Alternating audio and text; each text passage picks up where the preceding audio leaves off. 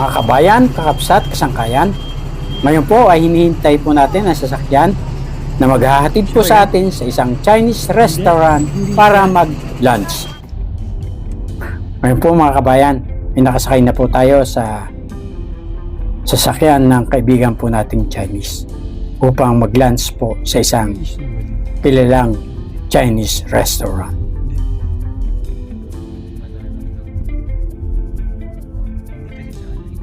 Sorry, do you have snow in winter here?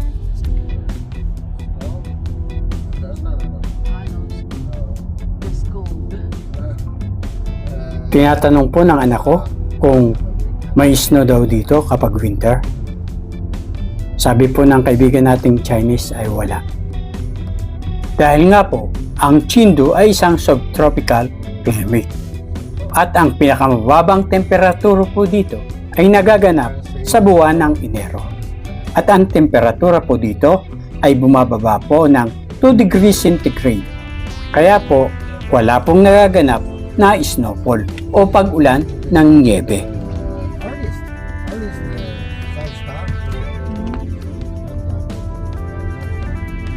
After 20 minutes later.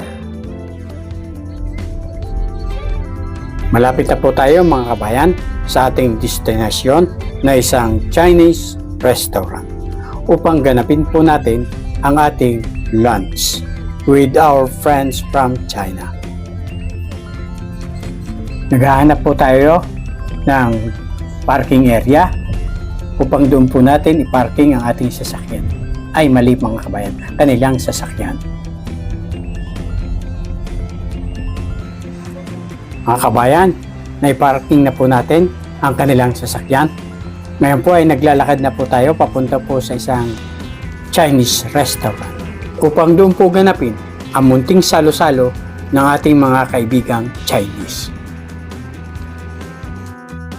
Mga kabayan, kakapsat, kasangkayan, bago po tayo umattend sa lunch na ito, ay nagtanong-tanong po tayo at nag-research. Para po, hindi po tayo makagawa ng maling gawain o hindi ayon sa tradisyon ng mga Chinese.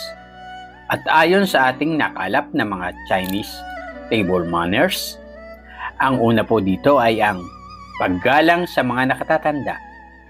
Huwag kang maunang kumain sa mga nakatatanda. Hayaan mong sila muna ang maunang kumuha ng pagkain bago kayong mas mga bata. At kung magtotoast kayo ng inyong mga baso kapag iinom ng wine, ay itoast mo ang iyong baso na mas mababa sa kanila. Iyon ay tanda ng respeto sa mga Chinese.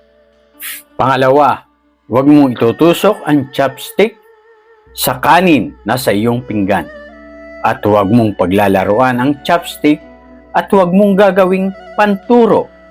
Ito'y kabastusan at kawalan ng respeto. At huwag mong gagamitin ang sarili mong chopstick kapag kukuha ka ng pagkain para maglagay ng pagkain sa iyong pinggan. Gamitin mo ang serving utensil at kung nilagyan ka naman ng tea sa iyong teacup ng waiter o kasama mo sa lamesa, ay tapitin mo ang lamesa ng 2 beses gamit ang iyong daliri. Ito ay tanda ng pasasalamat at kasiyahan. Hindi bawal maging maingay kung kumakain at magkwentuhan. Iwasan mo lamang na magsalita na puno ng pagkain ang iyong bibig. Hindi bawal na buhatin mo ang mangkok ng iyong pagkain na malapit sa iyong bibig upang maiwasan lamang ang pagkakalat o mumu. Yan lamang po ang aking nakalap na tamang asal sa harap ng pagkain ayon sa tradisyong Inchik. Ito po mga kabayan, naglalakad pa rin po tayo.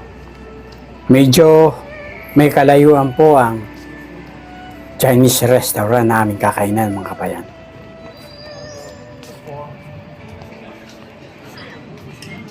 Time check po mga kabayan. Ngayon po ay November 5, ang unang araw po natin dito sa Chengdu, China. Ang temperatura po natin ngayon ay nasa 16 degrees centigrade.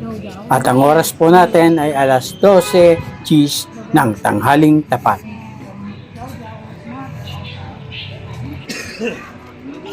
Marami po tayong nadadaanan ng mga restaurant, mga bayan.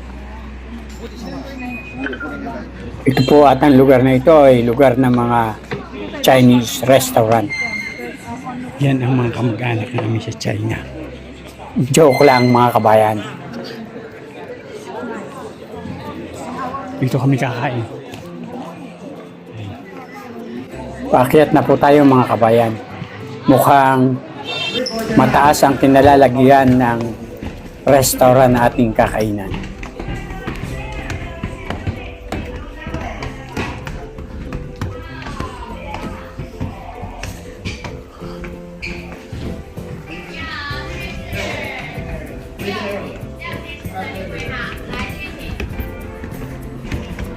Chinese na Chinese talaga ang dekorasyon ng Chinese restaurant na ito. Dahil, siyempre, nasa China. Ito kami kakain. Chinese restaurant.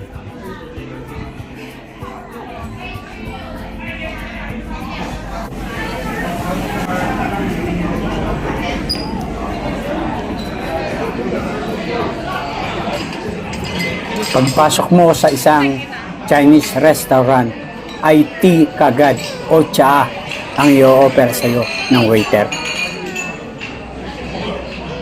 Tingnan mo mga kabayan, kakabsat, kasangkayan. Ang mga chandelier dito nila, ang gaganda. Siguro mahal ang mga ito. Ayon sa Chinese culture, okay lang daw na magkwentuhan habang hinihintay natin ang ating pagkain.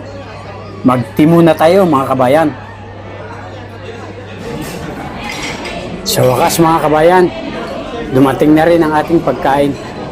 Makakapananghalian na naman tayo ng pagkain ng mga Chinese. Mahihirapan na naman tayo mga kabayan kumain dahil gagamit na naman ng chopstick. Walang kutsara at tinidor eh.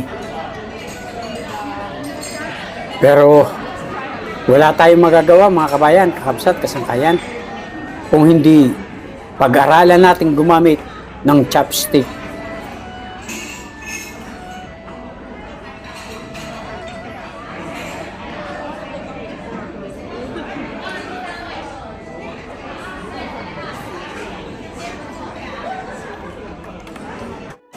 Tapos na po kami kumain.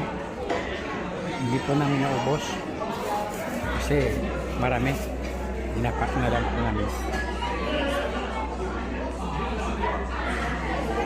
Ngayon po mga kabayan, ay nagpapahinga lamang po tayo ng konti upang pumunta na naman o bumiyahe sa isa pang tourist attraction dito sa Chengdu, China. Tayo na po mga kabayan. Napakaganda ng mga dekorasyon nila dito mga kabayan. Chinese na Chinese talaga.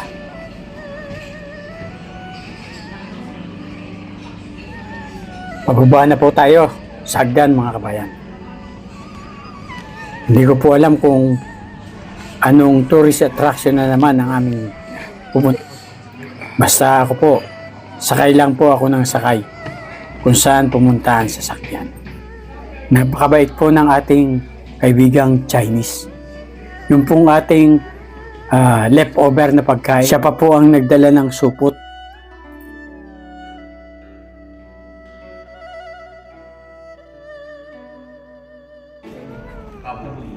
Nandito na po tayo sa parking area mga bayan. Siya nga po pala mga kabayan, tayo po pala ay pauwi na sa hotel na ating tinutuluyan upang magpahinga. Akala ko po ay may pupunta pa po tayong ibang tourist attraction, pero mas pinili po ng anak ko na magpahinga po muna tayo. Kaya tutulak na naman po tayo sa ating hotel na tinutuluyan na walang iba kundi ang Ascot Hotel mga kabayan. Ngayon po mga kabayan, ay hinihiling ng inyong abang lingkod na si Juan Masipag TV na mag-subscribe at pindutin po natin ang ating notification bell upang lalo po tayong maging updated para sa mga susunod ko pang i-upload na mga video. Nakapaki-pakinabang, nakalilibang at kapupulutan na mumunting kalaman. Yan lamang po ang munting hiling ng inyong abang lingkod. Sana po ay inyo akong pagbigyan upang dumami po ang ating mga subscriber na makikinabang sa ating mga ina-upload na mga video tungkol sa pangangalaga o pagme-maintenance ng hotel o motel. At masyahan din po tayo sa ating mga paglalakbay sa loob at labas ng ating bansa.